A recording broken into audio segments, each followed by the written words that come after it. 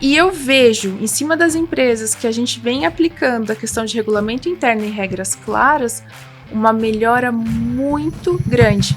Primeiro, nas relações internas, relações mais honestas. Segundo, uma baixa gigantesca de reclamações trabalhistas. É incrível como faz assim, blum.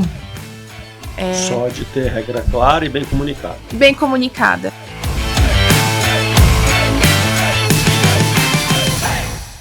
Fala pessoal, esse aqui é o 30º podcast da Brasel e a gente vai falar da NR1 para você que tá dono de bar e restaurante, que tá assim, caceta, velho, mais uma coisa que o governo tá jogando nas nossas costas, é impossível ser dono de bar e restaurante.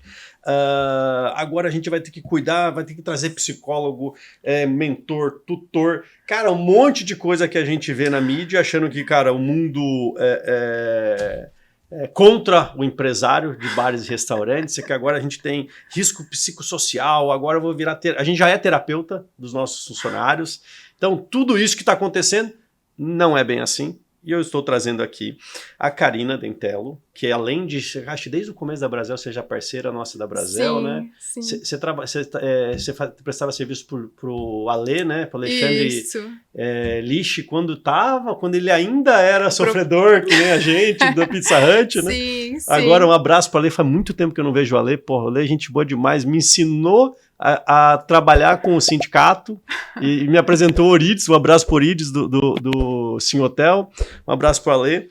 E desde que a gente começou a Brasel, você está aqui junto do nosso lado, ajudando a gente. Sim. A Karina é especialista em gestão trabalhista e previdenciária, né? Já tem mais de 13 anos no setor. E teu principal processo com bares e restaurantes é mapear risco, adequação de rotina, programa, cara, integração de compliance, assessoria jurídica, você presta serviço para restaurantes também.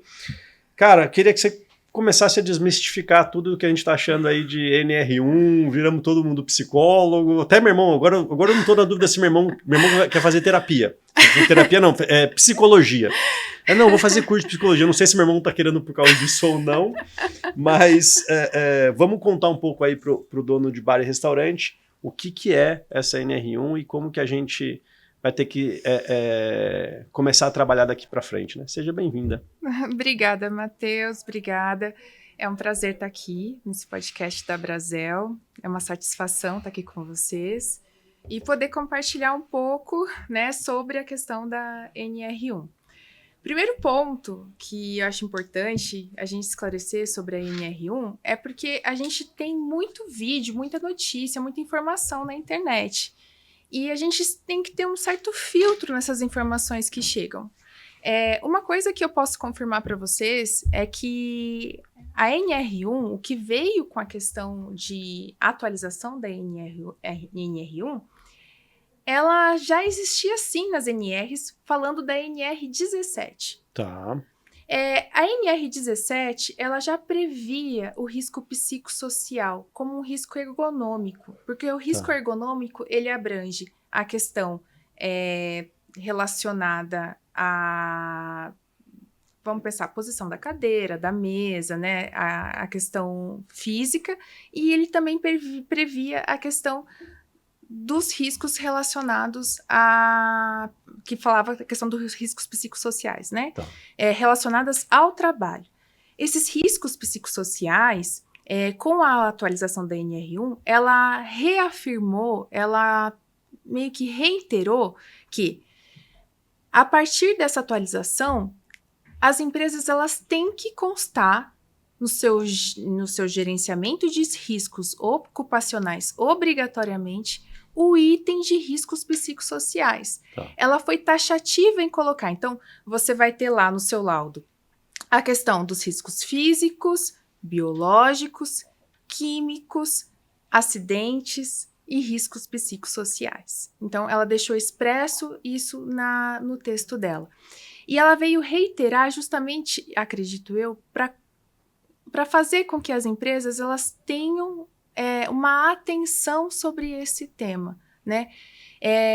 A gente teve, em 2022, um encontro, né, com a OIT e a OMS, que ela trouxe números muito graves sobre a questão do aumento de doenças psicológicas.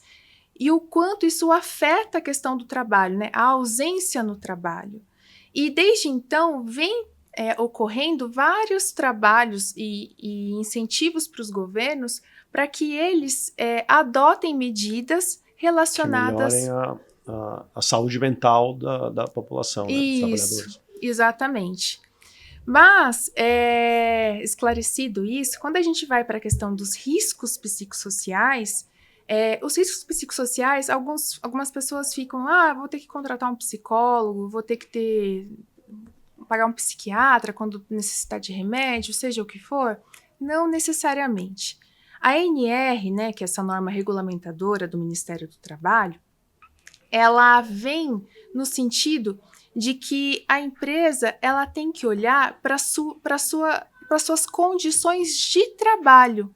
Então, ela veio para analisar riscos relacionados ao trabalho e não especificamente ao trabalhador.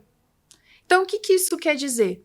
Quais são os aspectos, como está o trabalho, né, o trabalho dentro da minha empresa, como está a realização dos trabalhos dentro da minha empresa, e se os trabalhos realizados dentro da minha empresa, eles geram algum risco psicossocial, algum risco no sentido de gerar a possibilidade de adoecer ou agravar uma doença que esse colaborador tenha. Exatamente. Entendi.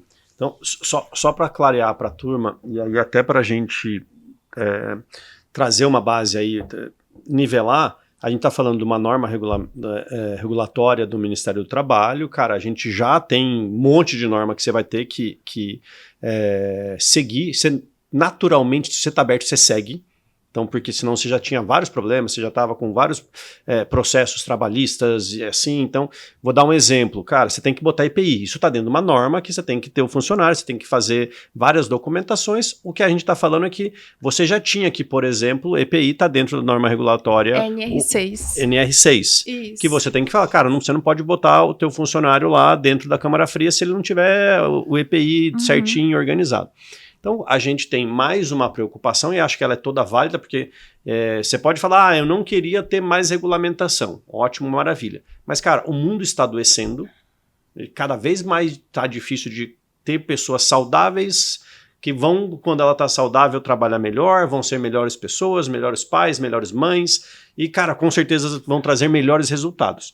Só que se a gente não consegue nivelar, e aí que vem uma norma regulatória, para nivelar o mínimo, a gente não consegue ter um ambiente de trabalho, um país, uma população que realmente acontece. Então a gente está falando da NR1, e aí na NR1, entre vários riscos que a gente tem que prestar atenção e tomar cuidado, a gente tem que tomar cuidado se o nosso ambiente de trabalho ou as condições de trabalho, elas são prejudiciais para a saúde psicossocial, elas são positivas para a saúde psicossocial. Então é isso que a gente está falando. Exatamente. E assim como você faz uma verificação de riscos físicos, químicos e biológicos, você também vai fazer uma verificação de riscos psicossociais. De repente a sua empresa não tem riscos nesse sentido. Então, o ambiente de trabalho seu é um ambiente mais tranquilo. Exato. Mas eu queria já trazer para o ambiente bar e restaurante, pauleira de sexta-feira à noite, correria na cozinha no Dia das Mães. Estamos num ambiente sem risco, um ambiente que, cara, pode proporcionar riscos para os trabalhadores.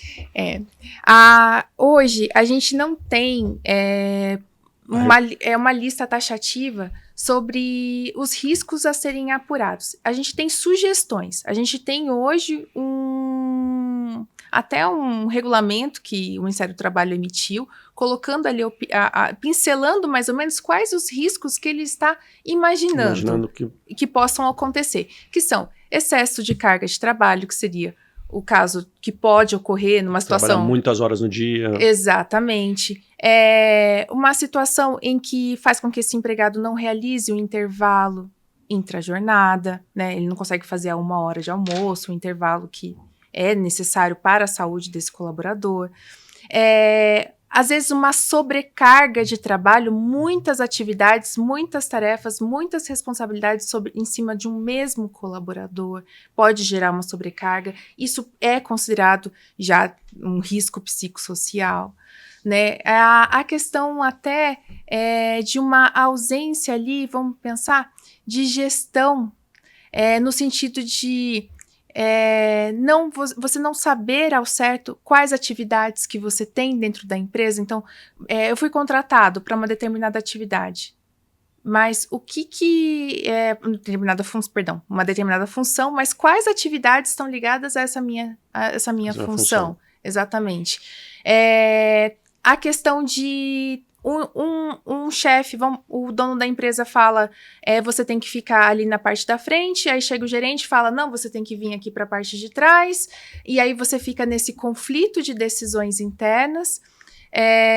Outras situações, acho que eu já falei, a questão de jornada excessiva. Sim. Outros exemplos que eles colocam, assim, é a questão, pensando aqui, cargos, a questão de falta de definição de cargos, excesso de jornada, e aí a gente vai para outras questões que poderia acontecer, como um assédio moral ou até um assédio sexual. Que aí não precisaria nem da NR1 para a gente saber que tem que tomar cuidado e tudo mais. Exatamente. E aí, uma das coisas que eu tenho compartilhado e falado, né, com os clientes é no seguinte sentido: a gente tem que interpretar essa NR com muita cautela, né? Porque a primeira impressão de todo mundo foi assustar e falar, cara, não quero isso, tanto que, do ponto de vista político, que a gente acompanha muito, foi até um retrocesso para o governo, que, cara, não, para. Ok, sabemos que tem, mas vamos jogar isso para frente. Então, a implementação ou a penalização tá postergada. Mas já faz sentido a gente começar a entender como isso vai ser no dia a dia do empresário, do empregador e do empregado, né? Sim, ela vai entrar em vigor agora, no dia 26 de maio de 2025. O que eu posso antecipar? Ela já vai ser verificada, de alguma forma, pelo Ministério do Trabalho, no sentido de verificar como que as empresas estão se organizando em relação a esse assunto. Aí você pode me perguntar, o Ministério do Trabalho vai fiscalizar todas as empresas? Não. Normalmente ele vai em cima de alguma denúncia ou em cima de setores que ele já tem como de praxe, que são setores que estão com alta demanda de pessoas com doenças psicológicas. Então, esses dois fatores que vai incentivar o Ministério do Trabalho a pegar e ir atrás de fiscalizar uma empresa. O que eu já posso antecipar? A gente teve uma situação recente que é uma norma que veio trazer a questão da equiparação salarial, né, pela questão de gênero. O que o judiciário, o que eu gostaria de compartilhar? Toda vez que a gente tem essas atualizações de normas e elas vêm a público, a gente vê essa movimentação no judiciário, nas argumentações do judiciário. Tá. Então, observando nesse sentido, a gente pode esperar, né, até pelo que eu vejo muito lá no escritório das análises de reclamações trabalhistas, a gente pode esperar argumentos de futuras reclamações trabalhistas baseadas no fundamento de que a empresa pelo qual esse empregado trabalhou não tinha práticas e nem medidas de mitigar esses riscos psicossociais. E que a doença que ele assim alega que tenha, né, seja por depressão ou o que for, pode ter advindo sim do trabalho. E querer fundamentar isso na falta de práticas dessa empresa na questão de mitigação de riscos psicossociais. Então traduzindo aí para o dono de bar e restaurante, no final das contas, cara, a gente vai ter que fazer um trabalho preventivo. Sim, então, ou seja, essencial. O teu funcionário, que você achou que estava super tranquilo, bacana, que ele não tinha... ou ele não te contava que ele estava infeliz, ou ele não tinha espaço para te contar que ele estava infeliz, lá na frente, quando ele coloca um processo trabalhista, ele vai falar assim, cara, eu tenho depressão porque eu trabalhei no teu restaurante. E aí, cara, você vai ter que se defender e falar assim, não, peraí, mas ele nunca me falou nada. Eu achei que o cara gostava de trabalhar aqui. Aí o dia que eu cobrei ele demais, ele foi embora. E aí depois ele me colocou na Justiça do Trabalho. E aí eu vou ter que responder por que ele não teve depressão do meu restaurante, e ele vai contar que teve depressão e eu não fiz nada, e aí provavelmente isso lá na frente vai ser, eu vou perder essa causa, e eu poderia ter me precavido para que, cara, não tivesse esse tipo de situação. como que o restaurante faz isso, já pensando na NR1? Onde que a gente tem que trabalhar, o que que a gente tem que organizar dentro de casa, como que a gente tem que fazer? Cara, quais são as dicas de prevenção pensando nos riscos psicossociais num bar e restaurante? Eu colocaria assim como primeira medida ir para a raiz. Eu até comentei com você a questão da palestra, do podcast do Polite, que foi muito bacana. A gente voltar pro arroz com feijão, mas o arroz com feijão bem feito. Temperado, demais. Exatamente. Então, a empresa ela tem que ter um organograma. Ela tem que ter bem definido os cargos que ela possui, as atividades de cada colaborador, o que cada um tem. Porque isso a gente já, a partir do momento que a gente já delimita, cada um sabe o seu papel dentro da empresa. E isso traz maior segurança para esse colaborador. Ele sabe para que ele foi contratado e ele sabe o que a empresa espera dele dentro daquela corporação. Segundo ponto, a questão de um regulamento interno. A empresa tem que ter regras claras. Regras claras internamente sobre o que ela aceita, o que ela não aceita, o que acontece se faltar, se não faltar, o que acontecer se ficar doente, se não ficar, o que a empresa protege, o que a empresa não aceita. Então, eu falo muito da questão de uma relação limpa, honesta entre empregado e empregador. Eu acho que agora não dá mais para esperar novamente aquela questão, eu contratei e fulano... A gente está num funil que não tem como fugir, a gente precisa conversar, o diálogo precisa estar aberto dentro da corporação. E uma coisa, Karina, uma coisa que eu vejo muito aí, a gente cada vez mais a gente tem falado de gestão e profissionalização dentro do setor de bares e restaurantes. E no final das contas, na hora que você está falando de regimento interno, a gente de organograma, de papéis e responsabilidades, acabando comentando, mas na minha cabeça veio, cara, quais são os indicadores e por que eu vou te cobrar, no que eu vou te cobrar, o funcionário que tem que entregar tal coisa. Então pode ser desde cara, eu preciso fazer contagem de estoque, então tá dentro da sua função contar estoque, você não contou estoque, você não me entregou, e por aí vai. Então quais são os indicadores daquela função que aquele funcionário está desempenhando e tal. A gente tem falado muito de profissionalização e gestão do dono de restaurante. E aí tem uma coisa que, cara, cada vez está mais claro para mim, que é o óbvio tem que ser dito. E aí, se você não tem documentado o que está dito, fica o dito pelo não dito. Exatamente. Então, eu acho que muito do que está aí é ter as condições, né, que vão estar mapeadas, mas principalmente, cara, comunicar essas coisas. Senão, mas eu tenho essa regra. Cara, mas você nunca falou para o funcionário, também o funcionário nunca soube que tinha que perguntar, né? Então, se a gente tiver um processo bem desenhado com muita comunicação, você vê que o risco psicossocial é muito reduzido dentro do ambiente de trabalho. E outra coisa, a norma, ela não delimitou o profissional que você tem que contratar para analisar esses riscos. Ele não delimitou.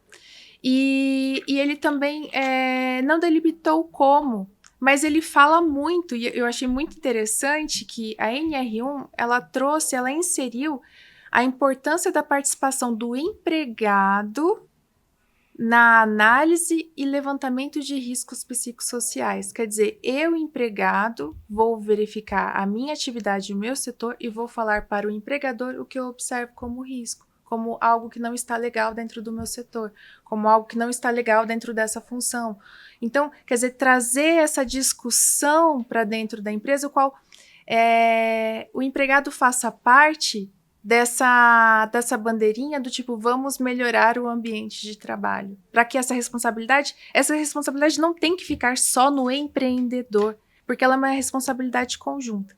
E aí, quando a gente vai para uma questão de riscos de uma reclamação trabalhista, e pensando nessa reclamação trabalhista que eu dei aqui como exemplo, o empregado que pega e argumenta que tem doenças psicológicas, mas dentro dos seus processos. Dos processos internos da empresa, está organizado, teve workshop, saúde mental, vamos pensar, teve um workshop, todo mundo participou desse workshop sobre saúde mental, A empresa tem as suas atividades bem definidas, né? Houve uma reunião entre todos os colaboradores, o qual foi compartilhado e foi documentado que a saúde do ambiente está bacana, está melhor. Quer dizer, tudo isso feito internamente. Que o empregado nessa reunião concordou, é verdade, é bacana o ambiente de trabalho, está documentado. Está documentado. Aí a gente vai para outras esferas, que são questionários, que eles colocam que podem ser adotados de forma anônima, até para verificar a questão interna. Você tem abertura de fala, se não tem abertura, se a pessoa vai ter medo de falar, então não falei porque eu tinha medo, senão eu ia perder meu emprego. Exatamente. Estabelecer a questão de um canal de denúncias, o qual esse empregado ele possa estar se comunicando ou falando algo que de repente não está tão bacana dentro desse ambiente de trabalho. Mas, acima de tudo, Matheus, que eu colocaria para as empresas, tomar muito cuidado nas medidas a serem adotadas a partir de agora, para não trazer, de repente, riscos que, de repente, não haja. Então, por exemplo, hoje, pensando nos pequenos restaurantes, que a gente sabe que as NRs, elas têm algumas prerrogativas para quem é EME e quem é EPP. Quem não é EME e quem não é EPP tem a obrigação, segue 100% essas normas previstas nas NRs. Mas para quem é EME e EPP, eles têm algumas singularidades, né, nessa verificação de riscos e bem como o registro desses riscos. Quer dizer, o PGR, ele é relativizado, né, quando você não tem tanta obrigatoriedade quando verificado que não há riscos, né.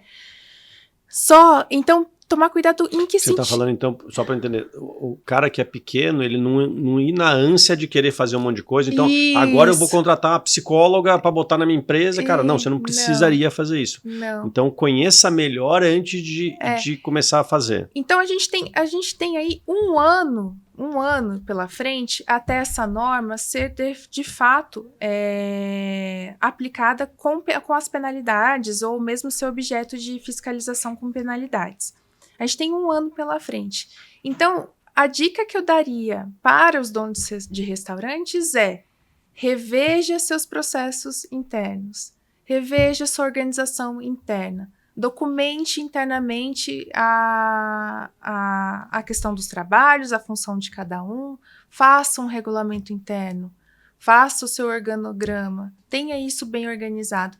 Verificou que tem alguém que está mais com sobrecarga? Reveja isso. Verificou que seus funcionários não estão fazendo intervalo? Por que não estão fazendo intervalo? Sabe? Busque, documente, assim, eles até colocam como exemplo, quer fazer uma análise de risco inicial? Faça uma lista do que você, empreendedor, vê como risco na sua empresa. Faça uma lista e já pense, com base nessa lista que você fez, um brainstorm pode ser seu, você e seu sócio, você e os seus gerentes. Com base nisso, que medidas que a gente pode tomar aqui dentro da empresa para melhorar esse ambiente de trabalho? Porque no final é isso, é fazer com que o ambiente de trabalho não se configure como um ambiente de trabalho adoecido, mas o ambiente de trabalho, não a empresa em si. A gente vai ouvir, e vai ouvir de profissionais na internet, na questão tipo, disponibilizar um tratamento terapêutico. Se a empresa tiver condições, não é obrigatório. É uma opção que a empresa pode ali fornecer. Mas, se você tem um ambiente que é adoecido por essa falta de organização e você só paga um psicólogo, quer dizer, será que você realmente vai ter essa isenção? Quer dizer, tem que ser... Não necessariamente vai mitigar o risco, né? Exato. Então na realidade, a gente volta para a gestão, né? Então, cara, você tem que ter um ambiente de trabalho profissionalizado. Que, se eu tenho que ter intervalo de trabalho, eu tenho que ter intervalo de trabalho. Se eventualmente meu almoço juntou com o jantar, porque, cara, a mesa ficou longa, acontece. Então, tipo, eu ia fechar 4 horas no almoço, aquela mesa ficou, o garçom ficou acompanhando a mesa até 5 da tarde. E esse garçom tem que trabalhar à noite. Cara, eu consigo dar um espaço para esse cara, entrar um extra que vai segurar 2 horas, ele dá um descanso, tem um momento de jantar. Cara, que é o que a gente faz normalmente, só que a gente não documenta grande parte das vezes, ou, cara, não, toca pau aí, depois a gente vê o que resolve, e aí depois o que a gente vê resolve, não resolve, e por aí vai. Então, na realidade, as regras que a gente tem que seguir, elas têm que ser mais claras, mais bem comunicadas, e tudo documentado para um dia você precisar, não ficar eu disse contra o não disse, né? Então, no final das contas, é mais o buzz da internet pentelhando a gente do que realmente. É claro que vai ter trabalho, Sim, é claro que vai ter qualquer norma do Ministério do Trabalho assusta o empresário. Uhum. Mas não é que vai ser difícil, vai ser trabalhoso. Exato. Mas eu acredito, Karina, nesses 13 anos de mercado, com restaurantes, eu estou desses 13, 12 anos e meio, porque o Alexandre, ele foi a minha escola desde o começo. E os primeiros trabalhos de prevenção de riscos eu fiz com eles. E foi aí que a gente foi abordando a questão de resultados, que aí eu fui replicando. E nesses anos, essa sempre foi a regra. A gente sempre verificou que quando você tem um ambiente de trabalho mais claro, mais honesto entre empregado e empregador, você não tem risco trabalhista. Eu vou te dar até um exemplo. Eu tive vários casos no escritório, mas teve um caso que me chamou a atenção. É um funcionário, ele entrou com uma reclamação trabalhista contra um dos meus clientes, e no dia da audiência, a gente estava conversando para a questão de um acordo e tal, e a ação dele, para você ter uma noção, estava numa média ali de uns R$40 mil. Na época, eu estou falando aqui de 2014 e 2015. E aí, na audiência, a gente estava tentando uma negociação de acordo, ele não quis fechar acordo. E ele olhou para mim e falou assim, você sabe por que eu não vou fechar acordo? Porque no dia da rescisão, eu só queria a minha cesta básica. E a moça negou, a moça que fez a rescisão. Não teve ali a situação de explicar e tal. E ela não me explicou e eu entrei com a ação judicial e agora eu não vou fechar acordo. Então, assim, você vê que boa parte das reclamações trabalhistas, quer dizer, uma cesta básica... É um sentimento de injustiça. Exatamente. Então, um dos cursos que eu acho muito interessante e que até o próprio Ministério do Trabalho tem feito com o Ministério Público do Trabalho também vem promovendo, e o Judiciário no geral vem falando sobre isso, a questão da comunicação não violenta. É um tema muito interessante, porque o modo como você se comunica com o seu colaborador gera uma interpretação errônea daquilo que está sendo falado. Eu tenho esse problema, estou lendo o livro. Nossa, eu sou meio... Estou melhorando agora, depois que eu fui pai eu melhorei um pouco, mas nossa, tem umas horas que vai, desembesta. Sim. Aí a galera fala, gente, eu não tô bravo, eu sei que parece, mas eu não tô bravo, eu só quero que, cara, as coisas, o combinado não saia caro. Mas é importantíssimo. Sim, e eu acho que um dos fatores que eu acho mais interessante que eu destacaria do livro é a questão de você não misturar observação com julgamento. Sim. Porque isso gera já na hora naquele colaborador, não vou ouvir. Eu já sei que é mais do mesmo. Eu sou um nada que não vou ouvir o que estão querendo falar. Então, quando eu recebi a norma da NR1, até compartilhando aqui, eu falei assim, meu Deus, como que vai cuidar da saúde psicossocial dos trabalhadores se nem os donos das empresas? Pronto, agora, cara, voltou, né? Tem muito dono que não tá nem um pouco saudável, né? Que não tá nem eles saudáveis, assim. E aí a gente vê que é uma pressão social que vai fazer com que, primeiro, eu empresário, eu vou ter que me olhar nesse momento. Né? No sentido, tipo, não dá para deixar mais para depois essas questões. Então, é uma questão de melhora de harmonia interna. E eu vejo, em cima das empresas que a gente vem aplicando a questão de regulamento interno e regras claras, uma melhora muito grande. Primeiro, nas relações internas, relações mais honestas. Segundo, uma baixa gigantesca de reclamações trabalhistas. É incrível como faz assim, blum. Só de ter regra clara e bem comunicada. Bem comunicada. E fazer essa gestão de ir trabalhando com eles, recebendo feedback. O que é isso na prática? Como que é para quem está ouvindo a gente, pô, eu não sei nem por onde começar, não sei nem o que é o regimento interno. O que é isso na prática pro cara, pro dono de restaurante? Isso na prática é mais ou menos assim. Primeira coisa que eu tenho que saber é o que é a minha empresa. O que é a minha empresa? Eu tenho um restaurante. Um restaurante do quê? Quais são os produtos que eu tenho dentro do meu restaurante? Eu tenho XYZ. Ok. Tá. E o que se demanda de mão de obra para que isso chegue até o meu cliente? Demanda aí esse tanto de mão de obra. Ok. Mapeei a mão de obra. Em cima disso, eu preciso criar o meu organograma. Eu preciso saber. Eu vou ter lá 10 funcionários, eu tenho que falar o que cada funcionário faz, qual que é a responsabilidade de cada funcionário. Exatamente. Aí, vamos pensar. É uma coisa que eu achei interessantíssima do que o Politi destacou aqui. Você não tem como delegar se você não conhece. Você, empreendedor, pequeno empreendedor, você tem que conhecer as suas atividades internas. Somado a isso, uma vez que você tem essas atividades organizadas internamente, pensando nas necessidades, é importante você tomar um certo cuidado para que uma atividade não impacte a outra. Em que sentido? A atendente de salão corta limão e laranja para servir nos copos para o salão. Faz uma atividade do bar. A auxiliar de cozinha, que fica só lá dentro da cozinha, também faz. Aí fica aquela situação até interna. Mas isso aqui não é minha responsabilidade, é da fulana, porque a fulana fez tal dia e eu não tenho o mesmo cargo, eu não recebo o mesmo que ela.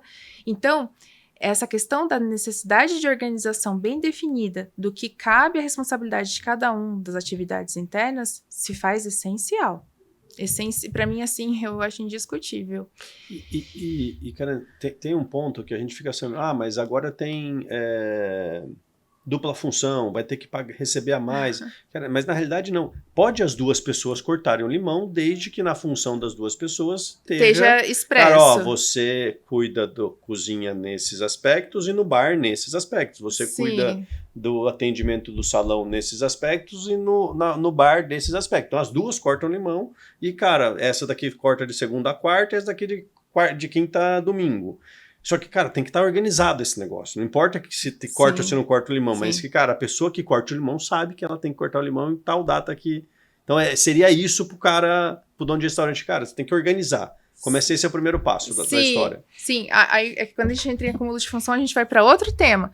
Mas, tanto que muitos restaurantes, quando eu pego um restaurante, normalmente ele não tem a lista de atividades de cada cargo. Ele não tem. Ele não sabe o que os empregados dele têm que fazer. Muitas vezes... Nem o empregado sabe. Quer dizer, o empregado normalmente o dono não sabe, o empregado menos ainda. Né? Exatamente. E aí, às vezes, eu pego situações de cliente que eu peço esse trabalho, essa definição deles, e eles falam, mas, Karina, como é que eu faço? Eu falei assim, olha, observando. Eu não tenho como fazer e entregar isso pronto para você. Você precisa observar quais as atividades necessárias para aquele cargo, para aquela atividade dentro da sua empresa. E pensando em gestão de riscos, por exemplo, para acúmulo de função, é essencial que você tenha discriminado as atividades relacionadas ao cargo. Sim. E é um exemplo que eu sempre dou para os meus clientes. Vamos pensar, eu tenho meu escritório de advocacia, contratei um advogado. Eu preciso que o advogado ele tenha higiene em cima da mesa dele ou do local de trabalho dele. O fato de eu definir que dentre as atividades dele vai ter que ele pegar uma vez por semana um paninho e passar um paninho com álcool na mesa, não descaracteriza o fato dele ser advogado. E eu posso inserir isso dentro das atividades dele, né? E isso não gera questão de acúmulo de função. E assim, a Justiça do Trabalho ela é bem clara no sentido de que atividades correlatas, né, àquela atividade ali do empregado não gerariam a configuração de um acúmulo de função. E aí, quando você tem bem descrito isso dentro das atividades do empregado, você eximiu aquele risco. Você não tem aquele risco dentro da sua empresa. Então a gente ainda volta não só à questão da comunicação boa, não só à questão de estar claro, né, de ter clareza das regras, mas também uma questão de organização, né? Porque aí você está numa empresa que é pouco organizada, o ambiente de trabalho vai ser desorganizado e aí você vai ter mais riscos psicossociais. Com certeza, porque a questão de você não saber o que a empresa espera de você, vamos pensar, não, aí indo até para o livro de comunicação não violenta. Muitas vezes a empresa não fala o que ela quer daquele empregado. O empregado ele está dando o melhor dele. E aí o dono da empresa está falando, nossa, mas ele não faz o que eu quero. Ele não atingiu a minha meta, mas você já sentou e conversou com ele e alinhou que ele tem uma meta aqui dentro da empresa, que ele tem que seguir esses parâmetros. Então, a questão aí novamente, é comunicação. É comunicação. É o que você falou. A gente precisa ser mais claro, a gente precisa falar o que a gente espera, o que a gente quer daquele colaborador em cima do cargo que ele vai exercer dentro da empresa. Aí, seguindo o que você tinha até me solicitado, a gente vai para o organograma, e aí a gente pensando, organizando essas atividades, a gente vai para o próximo passo. Eu, empresa, quais são os valores que eu tenho como empresa? O que eu aceito, o que eu não aceito? Os comportamentos que eu aceito, que eu não aceito. Exatamente. E aí você vai definir regras, né? As regras relacionadas a horário, né? A questão, chegou no horário, a questão de atrasos, a questão de atestados, né? Uma questão de formalização, o que a empresa aceita de atestado, o que não aceita. Se aceita atestado de comparecimento, não aceita. Tem empresa que sim, tem empresa que não. Colocar todas essas regras, a questão de como ela se posiciona sobre assédio sexual, assédio moral. Internamente, ela pode definir isso dentro das regras internas dela. Então, essa questão do regramento interno, a CLT, ela prevê muitos detalhes, mas eu entendo que a mágica é o regulamento interno. Porque é aquele espaço em que não está previsto na CLT e eu, empresa, vou definir as regras aqui dentro. E em cima dessas regras que eu defini, eu posso advertir, eu posso suspender. Isso pode gerar uma justa causa, porque aquele empregado, ele sabe das regras, ele sabe o que a gente aceita ou não aceita aqui dentro da empresa. E mesmo assim ele descumpre e ele opta por essa medida, ele não está cumprindo com o contrato de trabalho dele, ele não está cumprindo com aquilo que ele se comprometeu com a empresa. Então, como que eu vou manter o empregado assim dentro da minha corporação se ele não quer estar lá dentro conosco, né? Então, é dessa forma que eu vejo. Montou o regulamento interno, ok. Aí a gente vai para a questão que eu entendo que quando você vai lá fazer o organograma, fazer a questão das atividades, você já vai fazer, eu talvez até já te traga uma reflexão pensando nesses pontos de pico do seu restaurante, né? Vamos pensar numa questão de um dia especial que é Dia das Mães, ou Dia dos Pais, ou outra data comemorativa, ou mesmo sexta-feira à noite, alguns restaurantes, né? Sexta-feira enche. Um bar que vai de madrugada, com banda. Com banda, exatamente. A gente tem cliente bêbado que fica no final da noite. A gente tem esses picos e a gente tem que pensar o que essas situações me geram de risco, né? E aí quais medidas eu posso tomar sobre isso? Uma vez que eu listei esses riscos, e aí, quando a gente vai para a listagem de riscos, a gente vai justamente para uma lista que vai para a questão do PGR, a gente vai analisar se a gente já pode tomar medidas desde já. Uma vez que você já tomou medidas desde já, né, buscando afastar esses riscos, isso foi efetivo, né, dentro da sua empresa, isso automaticamente já te coloca como, houve uma análise de riscos psicossociais, houve adequações, verificado que não há riscos psicossociais. Então, a questão dos riscos psicossociais são medidas que a gente vai ter que pensar em fazer de forma periódica, seja através de uma busca interna de que o pessoal fala, né? Verificar como é que está o clima organizacional, é uma medida. E outras medidas que as pequenas empresas podem tomar é justamente pensar em, de tempos em tempos, trazer uma palestra, trazer alguma coisa que fale sobre saúde mental, que traga para esses colaboradores algo, ou mesmo um dia que eles vão gerar uma roda de bate-papo, que eles vão poder ali estar compartilhando como que está sendo, como que eles estão sentindo, né? A questão do clima organizacional, o que pode ser melhorado, o que não pode, se tem algum ponto de melhoria. Trazer a questão do canal de denúncia, que vai estar ligado aí junto com o regulamento interno, né? Quando a gente faz o regulamento interno, a gente também já faz a implantação da questão do canal de denúncia, para que esse empregado possa se sentir seguro, ter um lugar que ele possa falar, que ele possa também ser ouvido por essa empresa, por essa corporação. Entendi. Então, na realidade, hoje, o dono de restaurante, ele não precisa sair contratando terapeuta, psicanalista, não precisa ficar preocupado se o funcionário dele já tem algum, não sei como que fala, um distúrbio ou alguma coisa assim. Sim. Na verdade, não, você tem que se organizar para criar um ambiente que tenha regras claras, que essas regras claras sejam bem comunicadas e acordadas, e algumas das regras até com o funcionário trazendo o seu input para essas regras, então, cara, como o ambiente pode ser melhor, etc. E depois de você ter a estrutura organizada, as regras claras, você ter a documentação de como que essas regras são implementadas durante o teu ano de trabalho. Então, sim, eu tenho uma reunião, eu tenho uma assembleia, eu tenho uma verificação, eu tenho uma análise de clima, enfim, uma pesquisa de clima, enfim. Sim. Então, no final das contas, a gente tem que fazer o que a gente tem que fazer mesmo, que é o dia a dia nosso que a gente acaba não fazendo. Exatamente. Tá mais claro. Exatamente. E a gente acaba não fazendo porque, cara, enfim, não tô criticando, mas que a gente tá lá correndo atrás do cliente que deu problema, do funcionário que faltou, do entregador que não entregou o chopp, e a gente acaba correndo atrás de um monte de outros problemas. E aí, um problema que não virou problema ainda, vamos falar assim, cara, a gente deixa para depois. Qual que é a prioridade? Sim. Vou apagar o incêndio. E o dono de bar e restaurante fica o dia inteiro apagando incêndio. Sim. E ele não se planeja para não ter fogo para gerar incêndio. E esse papel é muito no preventivo. Então, cara, você se organizar para que não tenha um problema, que ainda tem muita gente que não está nem conseguindo se organizar porque só tá resolvendo o problema por enquanto, mas vai ter que arranjar um jeito. Até brinco lá, né, que o funcionário não pode trabalhar mais do que 10 horas, mas, cara, se você é dono de restaurante e trabalha 14, vai começar a trabalhar 16, 18, até conseguir resolver, parar de trabalhar 16, 18 e eventualmente um dia trabalhar um pouco menos. Sim. Seria mais ou menos isso. Isso.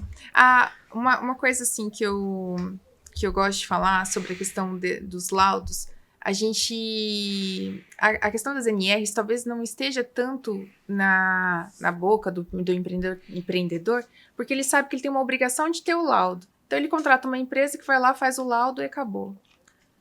É muito importante, a partir de agora, que provavelmente os empreendedores, quando eles forem atualizar seus laudos já vão vir com a planilhinha lá dos riscos psicossociais, que eles vão ter que ser verificados dentro do ambiente de trabalho. Provavelmente após o manual que ainda vai ser publicado pelo Ministério do Trabalho. Então, uma coisa que eu sempre indico para os empreendedores que eles não leem, eu já tive vários casos desses, Matheus, leia o seu laudo, né? Quando a empresa for montar o laudo, leia o laudo com muito detalhe. Porque, às vezes, a empresa vai lá, verifica um risco dentro do seu ambiente, consta no laudo, consta as medidas, não te comunica. E aí você está infringindo, nossa, aí você está criando prova contra si mesmo. Você sabia que você tinha que fazer, entre aspas, você não sabia, mas sabia, exato, porque está no teu lado e você não fez nada para resolver. Exatamente. E então, assim, pensando, quando vai fazer a questão da verificação, você já pode ir dirimindo. Então, por exemplo, por isso que assim, minha dica que eu deixo já veja a sua corporação e verifique o que pode ser. O laudo, normalmente, como que chama mesmo? Era o antigamente chamava de PPRA. PPRA, e hoje se chama Programa Agora até sumiu. Gerenciamento de riscos ocupacionais, GRO. GRO. Isso. Esse programa, até que eles colocam que é um gerenciamento. Porque é justamente, em tese, vamos pensar numa empresa grande, que tem lá 1.000 funcionários, eles têm lá uma pessoa responsável que só fica em cima da aplicação. Analisando, vendo se está rodando os processos. Exatamente. Os rituais, os controles, assim por diante. Agora, para o pequeno empreendedor, ele tem que pensar em medidas proporcionais ao tamanho dele. Né? E hoje, em tudo que eu estou vendo de eventos relacionados ao assunto, todos eles falam: o maior empregador no Brasil é o pequeno empreendedor. É o pequeno empresário. E então, a gente tem que ter uma atenção, mas também entender que podemos ir com calma em relação a essa atenção. E também o dragão, de repente, é uma lagartixa, no máximo um Komodo, um dragão de Komodo não é um... Então, resumindo para a turma, né, cara, preste atenção no teu laudo, porque teu laudo vai mapear algumas questões de riscos psicossociais, então leia, porque se a gente vai ser obrigado a fazer o laudo. Então, de qualquer forma, vai ter documentado aquilo que você tem risco. Se você não prestar atenção naquilo, automaticamente isso vai ser um ponto desfavorável para você numa ação trabalhista. Então, sim, cara, vai acontecer isso. Pô, você tinha risco, cara, eu não vi o risco, o advogado no processo vai ficar, cara, peraí, mas cadê as ações de mitigação do risco? Não tem, cara, vou botar na ação trabalhista. Exatamente. Então, automaticamente vai ter estes assuntos nas ações trabalhistas. Então, assim, você acabou de ser obrigado a cuidar disso. Você não cuidou, cara, decisão de cada um. Então, a partir do momento que você tem aquele risco, cara, como eu vou arrumar uma ação de mitigação daquele risco dentro da minha empresa? Então, não tem clareza da responsabilidade dos funcionários. Ótimo, então você tem que ir lá e dar clareza, documentar e comunicar para todo mundo. Não tem... A pessoa não descansa. Cara, então você vai ter que arranjar um jeito de, sei lá, o que mais vai acontecer. Então vai ser um mapa para você começar a desenhar processos, procedimentos que vão garantir um ambiente mais saudável mentalmente. Seria isso? Exato. E assim, Matheus, eu acredito que para os empreendedores que a partir de agora pensarem já nessa reorganização interna e já tomarem essas medidas, quando elas forem fazer um laudo, pode ser que dê. Sem riscos psicossociais. Sem risco, porque já tomou as medidas necessárias. Ok, cumpriu com o que estava determinado em lei. Aí, às vezes, o que pode acontecer? Mas eu tenho um empregado na minha empresa que sofre de depressão. O fato dele sofrer de depressão não quer dizer uma responsabilidade da empresa. Vai ser uma responsabilidade da empresa se os fatores do trabalho agravarem essa depressão. Tipo, ele tem depressão e ele faz uma jornada... excruciante lá. Não faz intervalo entre a jornada, não tem feriado, não tem domingo, e só vira. E aí a gente tem uma situação agravante. Entendi. Então a gente não precisa ter terapia para os nossos funcionários, mas a gente também não precisa ser a razão da terapia dos nossos funcionários. Exato. Então a gente não precisa ter psicólogo, não precisa ser terapeuta, mas não precisa ser a razão de precisar de terapeuta. Exato. Legal. Exato. Acho que o cerne é esse, que a empresa não seja o motivo do funcionário buscar uma terapia. Entendi.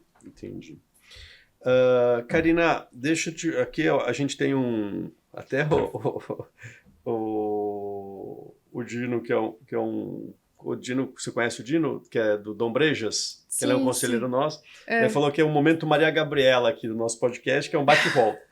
Que aí eu te falar 3 palavras e você me contar o que vem na tua cabeça com relação a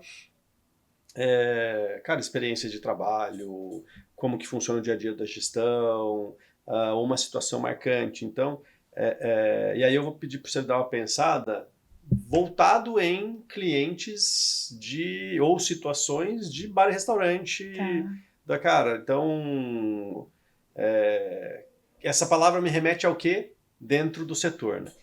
E a ideia é só bater uma figurinha aqui e pegar um pouco aí do seu sentimento no bate-volta aí no contrapé, né? Então, gestão.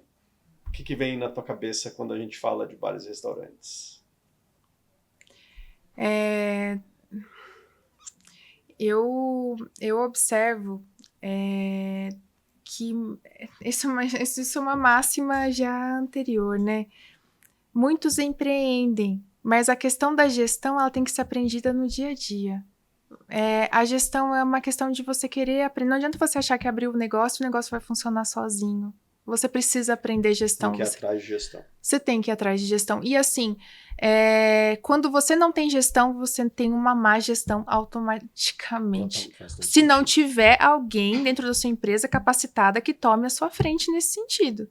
Porque eu já vi situações em que um gerente da empresa assumiu a empresa para si e gerenciava muito bem. Só que você fica refém porque a sua empresa existe por causa daquele colaborador. Então, talvez vá junto com o colaborador e aprenda com ele. Crise. Crise. Eu vejo assim que quando você não tem gestão, é muito... Quando o cliente chega no escritório, ele chega em crise. Porque ele está sofrendo muita reclamação trabalhista, ou ele está sofrendo uma reclamação trabalhista que ele não acredita como que aquilo aconteceu, sendo que, poxa, ele faz tudo certinho. Já peguei N casos, e a questão da crise está ligada diretamente à questão de gestão. Então, se você não tem uma boa gestão, você acaba sofrendo, né, com reclamações trabalhistas, que é o que me vem aqui na cabeça, ou com até outros problemas, porque a pessoa em crise, ela sofre com fornecedores, ela sofre com o governo, e acaba sendo uma questão de um tiro no pé, no sentido de que enquanto você não tiver o seu olhar na gestão, enquanto você não colocar o foco no que é mais importante... Você vai estar em crise. Você vai estar em crise e você vai estar só afundando mais, afundando cada vez mais. E responsabilidade. Responsabilidade. Eu acredito que o empreendedor, seja em que ramo for, quando a gente contrata pessoas, e mesmo essa norma, ela vem trazer uma situação de consciência. Não é à toa que a gente é dono do negócio. Mas qualquer um poderia abrir, mas você abriu. Você assumiu esse risco. Algo dentro de você falou mais alto, que falou que você é capaz. Eu acho que existe um sonho. Vem uma responsabilidade com isso. Vem uma responsabilidade sobre isso. E as pessoas que estão ali, elas estão olhando você. Você é o espelho delas. Isso é uma outra questão que a gente não entrou aqui no mérito, mas o empreendedor, o líder, ele é o espelho. Os empregados, eles estão olhando para o empreendedor 24 horas por dia. O que ele faz, o que ele não faz, onde ele faz. Uma vírgula que você faça fora, você vai ver na sua equipe. Uma atitude, uma forma de tratar. A forma de tratar, a gente vê diferença. O como você altera a forma, o quanto isso espelha, porque os empregados, eles te colocam ali, você querendo ou não, é como se fosse a referência para eles. Então, eu entendo que é muita responsabilidade. Legal. Me conta um pouquinho de você, do teu escritório. Eu falo que sempre tem um momento do jabá aqui. Então, conta se o pessoal quer te encontrar, Nossa, eu ainda estou desesperado e, cara, acabei de cancelar a contratação do psicoterapeuta que estava vindo na minha empresa e eu quero conversar contigo para, cara, me ajudar a organizar. Onde que te acha? Como que funciona? Olha, eu tenho a rede social, né? O Instagram. @ carina.dentelo.advogada. Tá. Tem também os telefones do escritório, pode compartilhar. Manda aqui. pau, a ideia é essa mesmo. É 019 991 915-7425. Bacana. Esse telefone a gente deixa full time, justamente para qualquer emergência, algum cliente, algo que precise tirar uma dúvida, ou mesmo esteja numa situação de emergência, para que a gente possa estar fazendo esse acolhimento inicial e poder estar dando aí um suporte em cima de uma situação, bem como marcando uma reunião, caso queira também conhecer melhor os nossos trabalhos. Legal. E é isso. Bacana. Então, carina.dentelo.advogado no Instagram. Isso. E o 9115-7425. Maravilha. Pode estar entrando em contato. Legal. Obrigada. Antes da gente se despedir e passar as últimas palavras que eu vou pedir, eu vou fazer contar um pouco da nossa agenda, que eu sempre esqueço, aí depois o pessoal me pega no pé. Eu sempre esqueço de fazer o primeiro também, chamada inicial. Cara, gente, curte, compartilha, segue no podcast. Podcast Abrazel, você segue lá não é no podcast, como que chama? No verdinho lá. Spotify, tá vendo? Obrigado. Não seria de nada se não fosse essa equipe aqui da Abrazel, viu? E, cara, a gente está, né, no meio do Brasil Sabor, então, cara, são quantos restaurantes participantes? Você lembra de cabeça? 27. Então, cara, vai experimentar. Eu não vou fazer o jabá do Benedito, que tá espetacular, mas não posso fazer, mas enfim. No Brincadeiras à parte, cara, tem bastante gente, bastante chefe de cozinha, cara, se dedicando. Os pratos estão maravilhosos, as fotos. Normalmente eu não consigo ir muito dos restaurantes, porque a gente fica lá apagando incêndio nos nossos restaurantes. Mas, cara, vão. Amanhã começa a FISPAL. Então, 27, 28, 29 e 30 de maio, a gente tem a maior feira de alimentação em São Paulo, cara, é do lado. Eu sei de gente que pega ônibus de Manaus para vir para cá e você está em Campinas e não anda 1h30 para ir para São Paulo para ver fornecedor, trocar ideia, ter palestra. A gente vai ter o Fórum Bares e Restaurantes nas manhãs do dia 28 e 29 de maio. Então, cara, um monte de conteúdo. Eu vou falar sobre inteligência artificial em bares e restaurantes. Cara, vai ter Meta falando, Google Meu Negócio, vai ter várias pessoas super bacanas contando sobre como que você pode se tornar mais profissional no seu estabelecimento. Fora os bares e restaurantes, precisa comprar ingressos, são poucos ingressos, não estou enganado, são 200 pessoas em cada um dos dias. Então, você que está indo na caravana de Campinas, preste atenção, veja certinho os horários, vale a pena ir. E no dia 24 de junho, que é o mês seguinte já, né? É verdade. Que é o mês seguinte, a gente vai ter o Matheus Lessa. Não, em julho. Julho. Então, quem que vem em junho? Junho não tem ainda. Tá uma bagunça isso. Eu tô perdido aqui, gente, mas a culpa é minha. Então, 24 de junho, a gente vai ter encontro de negócio de novo. Estamos fechando palestrante, mas tenha certeza que, cara, vai ser fenomenal. Esse ano a gente está fazendo vários encontros de negócio super bacanas, lotação máxima, cara, sai correndo para botar cadeira, porque chegou mais gente do que a gente imaginava. Então não seja o retardatário que faz a gente cair o NPS, porque a gente teve que correr atrás de cadeira que apareceu a gente de última hora. Se inscreva, participe, dê depoimento depois. Eu estou pedindo para a turma colher depoimento para falar que vale a pena vir. E lembrando, se você é associado da Abrazel, isso está dentro da tua mensalidade. Se você não é associado da Abrazel, cria vergonha na cara, seja associado da Abrazel, senão você vai pagar para vir nos encontros de negócio. Vai fazer uma palestra com político, você vai gastar 800 pau para ir lá em São Paulo. Na Abrazel você gasta 150. Quando estava o ingresso lá, acho que é uns 150, 170 pila. E se você é associado, você ainda, cara, ganha dinheiro para ser associado da Abrazel. Então venha. Karina, últimas palavras, falar um tchau para a turma aí, o que você quer contar? E muito obrigado pela presença, foi um prazer te ver novamente, fazia muito tempo. Acho que uma das primeiras reuniões que eu tive na Abrazel foi contigo, com o Alexandre Litt. Cara, foi em 2018. 2018. A gente revisando convenção coletiva junto. Nossa. Eu lembro que tava você e o Ale e eu do lado, e o Ale, não, isso aqui tá... Eu falei, não, tira esse negócio. Não, Matheus, o pessoal vai matar a gente. Cara, deixa, depois a gente resolve. E, cara, foi quando a gente começou o relacionamento da Abrazel mais próximo do sindicato. Você tava lá junto nesse momento, é verdade. Foi muito mesmo. Bacana. Foi mesmo. Bem, eu quero agradecer a oportunidade de estar aqui com vocês, de poder falar e compartilhar um pouco. do que a gente estuda, quer dizer, o estudo, quando ele só é introspectivo, quando ele não é compartilhado, ele não tem valor nenhum. Exatamente. Então, é uma satisfação muito grande poder compartilhar, poder falar e poder também orientar de acordo com o que a norma realmente está falando e em cima do que a gente tem de instrução do Ministério do Trabalho, sem nenhuma afobação, sem nenhuma pressão, mas assim, é um passo por vez, né? Pensar que sim, a gente vai precisar de uma responsabilidade, mas talvez em cima de algo que a gente já tinha como responsabilidade dentro das nossas empresas. Legal. É isso que eu queria dizer. E muito obrigada, Matheus. Um prazer te ver. Prazer é meu, tá aqui com vocês, ter tá aqui pessoas com a que nem Brasel. você como parceira da Brasel. Super bacana. Pessoal, é isso. Vamos embora para o FISPAL. Participe do Brasil Sabor e Fórum BR, bares e restaurantes nas manhãs da FISPAL. Valeu, gente. Obrigado e bora voar.